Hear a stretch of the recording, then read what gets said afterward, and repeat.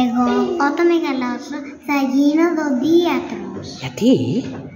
Γιατί μ' αρέσουν τα δόντια και θέλω όλοι τους να έχουν καθαρά δόντια. Εγώ όταν θα μεγαλώσω θα γίνω δασκάλα, επειδή μου αρέσουν τα μαθηματικά και θέλω όλοι να ξέρουν μαθηματικά. Εγώ όταν θα μεγαλώσω θα γίνω ζωγράφο, γιατί μου αρέσει να ζωγραφίζω. Εγώ όταν μεγαλώσω θα γίνω YouTuber, γιατί θα βγάλω πολλά λεφτά. Εγώ όταν μεγαλώσω θα γίνω χορεύτρια, γιατί μου αρέσει να χορεύω. Όταν θα μεγαλώσω θα γίνω αστυνομικός, γιατί θα πιάνω κλέφτες.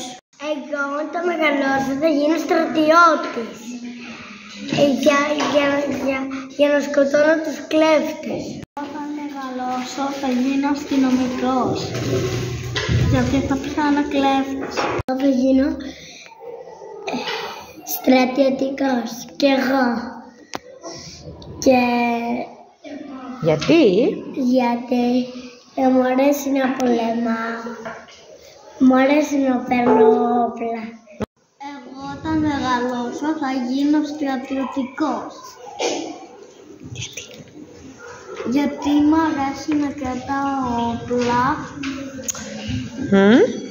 και να σώζω τους ανθρώπους από τους πολέμους. Εγώ θέλω να γίνω όταν μεγαλώσω καπετάνιος, γιατί μου αρέσει να ταξιδεύω.